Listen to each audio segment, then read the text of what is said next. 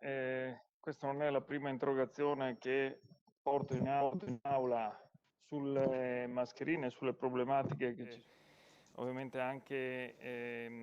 in questa regione circa il reperimento, ovviamente molto dovuto anche dal fatto che, come immagino ci ricorderà anche il vice governatore fra poco, il vicepresidente fra poco, ovviamente c'è un commissario che si deve occupare anche di reperire questi prodotti, però ovviamente ho ritenuto di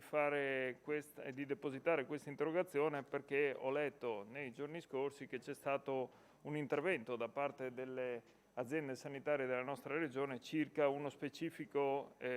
dispositivo che sarebbe stato ritirato dai nostri ospedali, benché da quanto abbiamo appreso non fosse in uso. Allora, siccome della questione ci eravamo occupati durante una recente terza commissione del 25 gennaio in cui c'era stato detto che sostanzialmente non c'era nessun problema legato alle mascherine e che le aziende sanitarie avrebbero continuato ad usare quelle che venivano fornite dal governo nazionale, visto appunto il recente intervento, volevo capire cosa fosse successo e che tipo di controlli abbiamo avuto e effettuato su questi materiali, soprattutto quelli che ovviamente venivano dati e forniti ai nostri operatori del sistema sanitario regionale, perché non essendoci un sequestro del caso ovviamente che è successo pochi giorni fa, ma un ritiro volontario, presumo che siano state fatte anche delle analisi da parte dell'azienda sanitaria e quindi immagino che siano state fatte non solo su queste ma anche su altre tipologie. Grazie. E soprattutto ovviamente anche su quelle che venivano reperite direttamente. Grazie Presidente. Prego, Assessore. Ma io rispetto alla domanda che esplicita un concetto che nella interrogazione esplicitamente non c'è, mi limito a osservare che il consigliere Sergo parla delle mascherine fornite dalla struttura commissariale e quindi stiamo parlando delle mascherine consegnate alle diverse regioni su questo,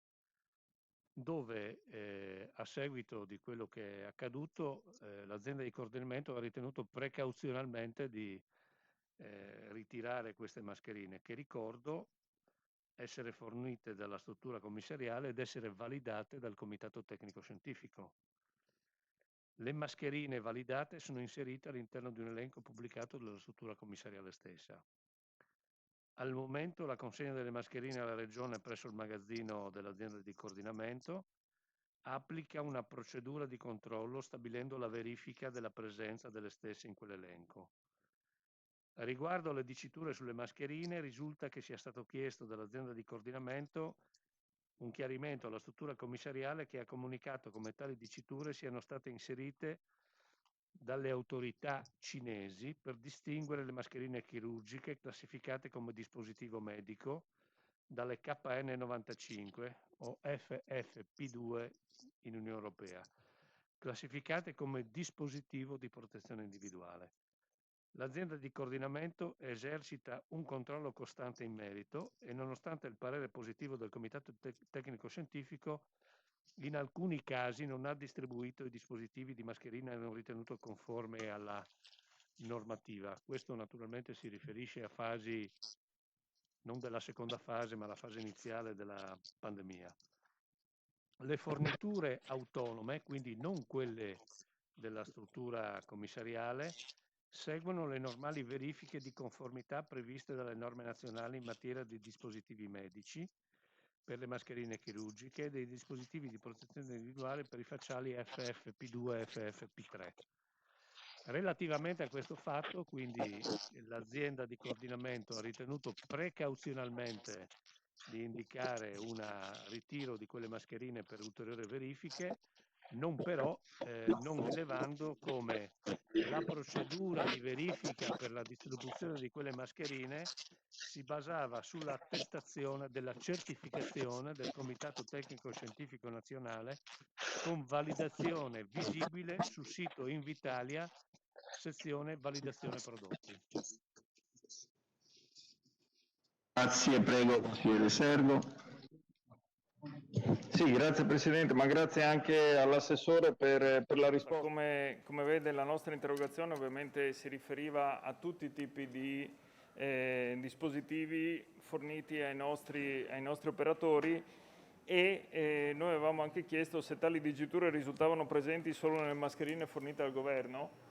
Su questo diciamo non c'è stata interrogazione, poi sì, risposta, poi magari vedremo se nella risposta scritta dell'assessore ci potrà essere anche diciamo, la risposta a questo quesito, proprio per indicare che comunque nei nostri ospedali non venivano